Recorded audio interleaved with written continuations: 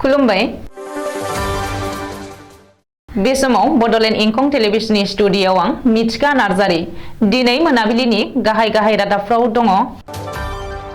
गलाघाटआव police encounter, मिरुनि बारग' मन्त्रि शरद जादबआ रुंसारि जाबाय। MP Ganga Bhilas flag of खालामनायखौ लोब्बा लानानै गुवाहाटीआव हाबाफारि खुंदों।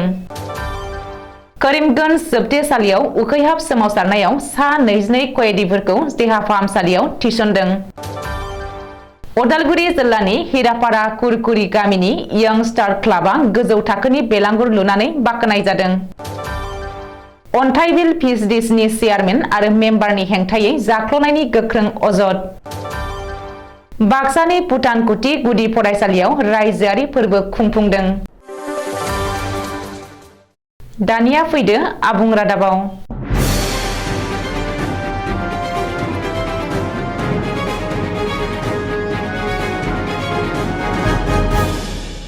रायजोआव फिन पुलिस इनकाउन्टार। गलाघाट जिल्लानि देरगाव पुलिसआ थांनाय हराव सासे डाकातिखौ थांखिनानै गुलि गावदों। बनगावनि 37 नं राजा लामायाव जादों बे इनकाउन्टार खालामनाय जाथाया। देरगाव पुलिसआ थांनाय हराव अकनि दास मुंनि सासे डाकातिखौ इनकाउन्टार खालामदों। बे इनकाउन्टाराव अकनि दासआ गोब्राब जोखोम जादों।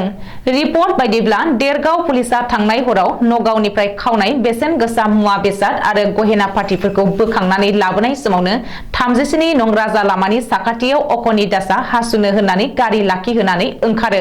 बेनि उनाव निपुल बरुवा मुंनि सासे पुलिस जवानखौ गाग्लोबनानै खारखुमा लांनो नाजायो। जाउनाव अकनिखौ थांखिनानै गुलि गावनो गोनां जायो। बे जाथायाव अकनि दासआ गुलि नांजानानै जोखोम जायो आरो लोगो लोगो पुलिसआ बिखौ देहा फाहामसालियाव दैथायहरो। ओरैहाय अकनि दासनि गाग्लोबनायाव निपुल बरुवायाबो एसे जोखोम जादों होननानै मिथिनो हादों। रिपर्ट बायदिब्ला देरगाव पुलिसआ थांनाय हराव इनकाउन्टार खालामनाय जायगायाव गलाघाट जिल्लानि गोजौ थाखोनि पुलिस बिबानगिरिफोरा दिनै फुङावनो थांनानै नायबिजिरनो जागायो। नाथाय बेनि बागै खौरां बिजोङाव जेबो रोखोमनि खेंफोरथि होआखै।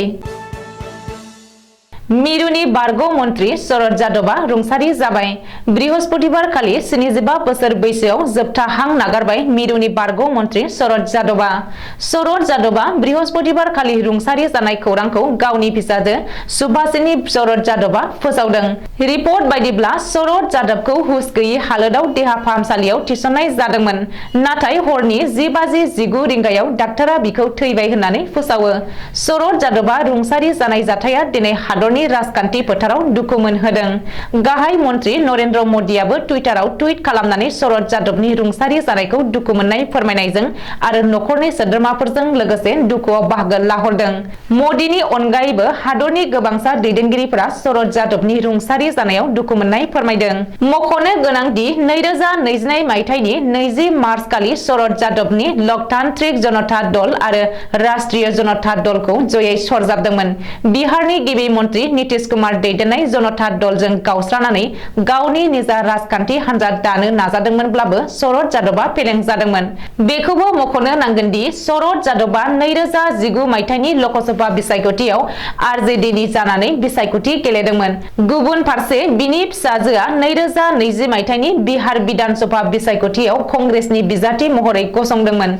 शरद जादबआ गावनि राजखान्थि केरियाराव खेबथाम रायजोसभानि सोद्रोमा आरो 7 खेब लकसभानि सोद्रोमा महरै सायख'जादोंमोन। गाहाय मन्त्रि नरेन्द्र मदिया दिनै हादरनि गेजेरावनो लावसिन क्रुज एमपि गंगा भिलासखौ फ्लेग अफ खालामबाय। भारतआवनो बानायनाय गिबिसिन क्रुज जाहाज आरो बुहुमनि गेजेरावनो लावसिन एमपि भिलास गंगाखौ मदिया दिनै वाराणसीआव भिडिअ कनफारेन्सनि गेजेरजों भार्चुएलि फ्लेग अफ खालामदों। बेखौ लोब्बा लानानै आसामजों लोगोसे हादरनि गुबुन गुबुन जायगायावबो हाबाफारि खुंदों। गुवाहाटी नोगोरमानि भान्डुनि जाहाज फाहामग्रा मिरुआव एमपि गंगा भिलासनि फ्लेग अफ खालामनायखौ लोब्बा लानानै मोनसे हाबाफारि खुंदों। बे हाबाफारियाव गिबि मन्त्रि डक्टर हिमन्त बिश्व शर्मा, मिरुनि गाथोन, जाहाज आरो दै लामा आरो दावबाय बिफाननि रायजोआरि मन्त्रि श्रीपद येसो नायक, गुवाहाटीनि एमपि कुइन उजा आरो गोबांसाया बाहागो लायो। गुबुन गुबुन जायगायाव खुंनाय हाबाफारियाव मिरुनि गाथोन, जाहाज आरो दै लामा बिफाननि मन्त्रि सर्बानन्द सोनवाल, उत्तर प्रदेशनि गिबि मन्त्रि योगी आदित्यनाथ आरो गोबांसाया बाहागो लायो। मख'नो गोनां दि एमपि गंगा बिलासा उत्तर प्रदेशनि वाराणसीनिफ्राय दिनै जागायबाय आरो 50 साननि गेजेराव गासै 3200 किल'मिटार गोलाव लामा हान्थिनानै बांलादेश जानानै आसामाव हाबफैगोन आरो डिब्रुगड़आव फोजोबफैगोन। बे गोलाव साननि दावबायनायाव एमपि गंगा बिलासा गुबुन-गुबुन मोन 27 दैमानि गेजेरजों फैगोन। मिथिनो हानाय बायदिब्ला गोदान आदबनि डिजाइनजों बानायनाय गंगा बिलासा 62 मिटार गोलाव आरो 12 मिटार गुवार। गोदान आदबनि सुजुग सुबिदा आरो खाबुफोर थानाय बे क्रुज जाहाजाव सा 36 दावबायारिफोरा दावबायनो हागोन। करीमगंज जिल्ला देहा फाहामसालियाव उखैहाब सोमावसारनाय कयेदिफोरखौ देहा फाहामसालियाव थिसनबाय। मख'नो गोनां दि करीमगंज जिल्ला जोबथेसालिनि सा 120 निबो बांसिन कयेदिफोरा गावसोरखौनो जोबथेसालिनिफ्राय उदां खालामनांगौनि दाबिजों थांनाय 4 सान सिगांनिफ्रायनो थुंगिनाय गैयै उखैहाब सोमावसारनाय जिरायदोंमोन।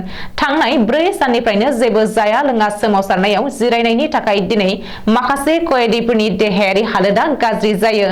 जाउनाव जोबथेसालि खुंथाया सा 22 कयेदिफोरखौ करीमगंज देहा फाहामसालियाव थिसननो गोनां जायो।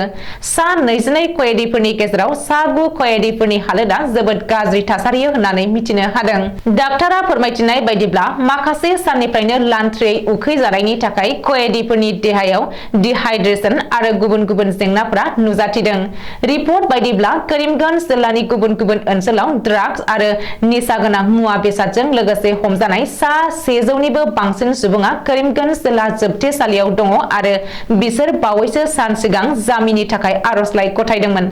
नाथाय बिजिरसालिया बिसोरनि जामिनखौ नेवसिगारदोंमन आरो जामिन नेवसिगारनायखौ खुद्रिनानै माखासे कयेदिफोरा जोबथेसालि सिङावनो उखैहाब सोमावसारनायखौ बानजायो। हिरापारा कुरकुरी गामिनि बायदि हारिनि यां स्टार क्लाबनि सोद्रोमाफोरा बे नयंखौ लुफुंनो दान मोनसेनि सिगांनिफ्रायनो नारा नाथा नाजाबोदोंमोन। बे नयंखौ लुफुंनो गासै 150 औवानि गोनांथि जादों होननानै फोरमायदों क्लाबनि दैदेनगिरिफ्रा। बे साननैसो बे समायना बिल्डिं न'नि महरा रायजो राजाजों लोगोसे सेंग्रा सिख्लाफोरनि सेल्फि जन जानानै बयजोंबो अनसायनाय मोनदों। कक्राझार जिल्लानि बनरगाव बिटिसि बियाबनि सिङाव अन्थाइबिल पिएचडिसिआव इउपिपिएल दोलोनि पिएचडिसि सिंनि चेयारमेन बुटिराम बसुमतारी आरो मेम्बार प्रेमसिं ब्रह्ममोननि सायाव पिएमएवाइ न' होनायनि मुङाव जाख्ल'नायनि गोख्रों अजद होदों पालुकमारि आरो खाथि खालानि गामिनि रायजो राजाया। बनरगावनि अन्थाइबिल पिएचडिसिनि सिङाव न' होनायनि मुङाव गोबां रायजो राजानिफ्राय गोबां रां बिनायनि अजद। बनरगाव बियाबनि अन्थाइबिल पिएचडिसिनि बेन्दोंआव थानाय गासै गं 19 गामिफोरनि गासै 139 मुलाम्फागिरिफोरा प्रधान मंत्री आवास योजना न' मोनदोंमोन।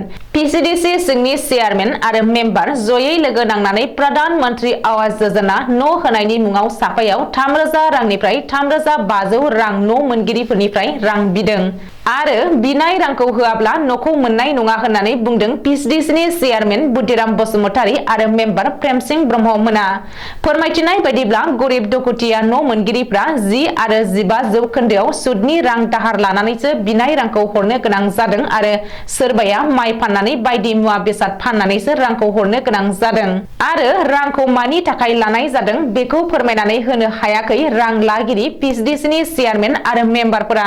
लोगोसे खौरांनि गेजेरजों फोरमायबावदों दि न' मोनगिरिफोरनि सिगाङाव मेम्बारनि हिनजावा जायफोरा फैसा होआखै बे लेखाया थालांगोन।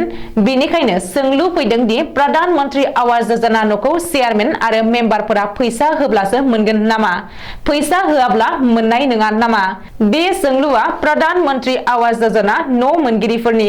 बेबायदिनो दुंहाव थासारिखौ लानानै दिनै बनरगाव बियाबनि बेन्दोंआव थानाय पालुकमारि गामिनि रायजो राजाफोरा खौरां बिजोंनि गेजेरजों खुद्रिसारनायखौ फोरमायदों।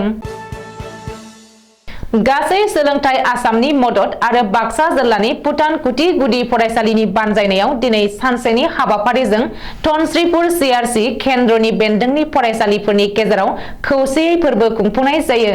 बे खौसेयै खुंफुंनाय फोरबोखौ फरायसुला फरायसुलिफोरनि सोलोंथाइ गियान आरो देहायारि सोलोंथाइनि फारसे नोजोर बोनानै बे फोरबोखौ खुंफुंनाय जायो। बाक्सा गुदि सोलोंथाइ खोन्दोनि सिङाव धनस्रीपुर सीआरसी केन्द्रनि सिङाव भुटानकुथि गुदि फरायसालिनि गाहाय फोरोंगिरि सुरज उपाध्याया पिरपिलाखौ बिर होनायनि उनावनो खौसे फोरबोनि हानजा सुरनायखौ बेखेवनानै होयो श्री पन्चमी EM फरायसालिनि आजरा मोननाय फोरोंगिरि सोमनाथ भराजुलिया। बे खुंफुंनाय बायदि मेहेरगोनां हाबाफारिया भुटानकुटी ओनसोलनिनो रायजो राजाफोरनि गोसोखौ बोबथाबहोयो। बेनि उनावनो गुबुन गुबुन फरायसालिनि फरायसा फरायसुलिफोरा गेजेराव रोजाबनाय मोसानाय, हरखाब बाथ्रा बुंनाय, खन्थाइ आवरायनाय बायदि बादायलायनायाव बाहागो लायो। सानजौफुआव गेवलां मेल लोगोसे बान्था राननाय हाबाफारिखौ मोनसे जथुमानि गेजेरजों खुंफुङो।